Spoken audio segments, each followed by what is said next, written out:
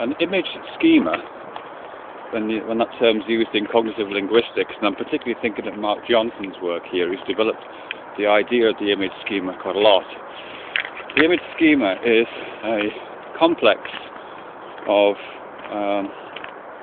experiential elements which together form a whole experience, completely concrete, completely lived experience, which lends itself as a whole to its use as a metaphor for experiences which would otherwise be abstract and not experienceable, if we can use that term. Probably the simplest and most common, one of the most common certainly, image schemas that's developed quite a bit in the literature is the schema of source, path, goal. Source, path, goal is mapped from the experience that we all have every day. In fact, I'm having that experience right now of setting out from a particular location in space, walking or travelling along a certain path and arriving at a certain destination or goal. Very, very simple schema, set of events.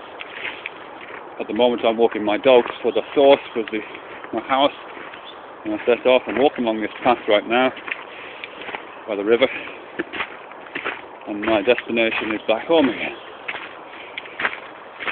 That structure, those simple three elements, as I say, lend themselves to use as metaphorical maps for experiences which are not immediately apprehensible to the senses.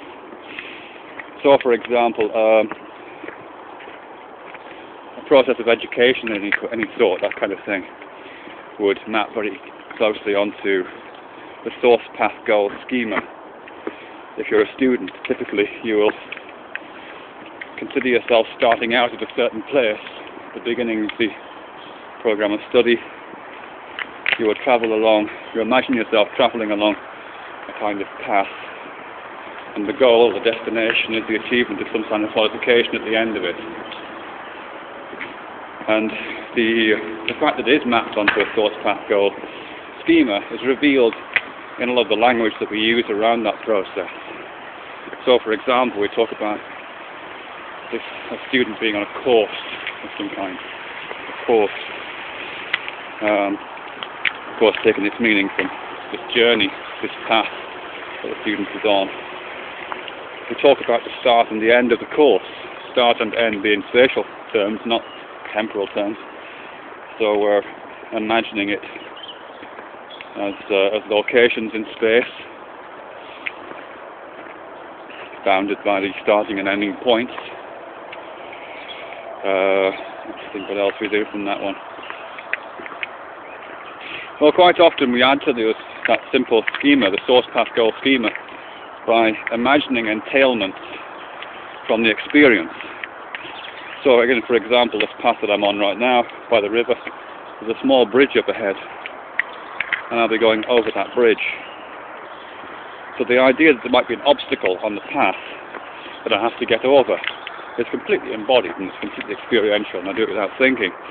But again, that lends itself as a potential enhancement or entailment to the source, path, goal metaphor, when we might talk about abstract terms, like for example being on a course of study of some kind.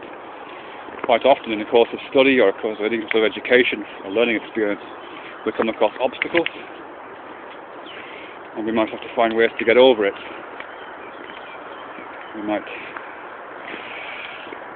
The going might get rough on this particular educational path, and we might have to get over it. In fact, we might need help to get over it. In fact, I think there's a term in finance, and I'm sure students have to make use of these days, which is called a bridging loan. I think it's actually a term from the housing market. But again, we're looking at the manipulation of a concrete experience to allow us to understand an abstract experience, and again that maps onto the overall schema of source, path and goal. Other entailments I can imagine which would be part of that overall schema will be entailments to do with the state of the path. If this path is uneven, it makes it difficult to travel along. And we quite often get that in the use of source path goal metaphors in, for example, love affairs. So you might say they're going through a rocky patch, or they're going through a rough patch, you might say. We also use it in that cliche, when the going gets rough, is it right? When the going gets tough, the tough get going. So again, that's this idea that the going, the surface on which the walk is taking place, or the circumstances in which the metaphorical journey is taking place, as such to make that journey difficult.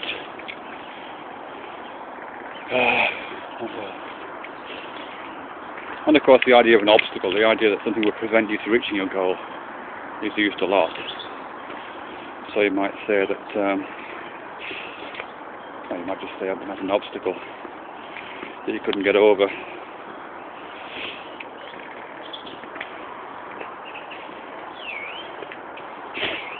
We might also wander from the path, of righteousness, you might say.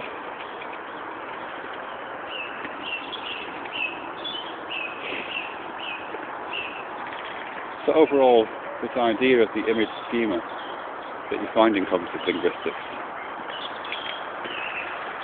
takes not a single element, but a complex of elements which are put together often enough to form a very familiar experience, a familiar embodied experience. That series of elements taken together can provide structure for complex, abstract experiences.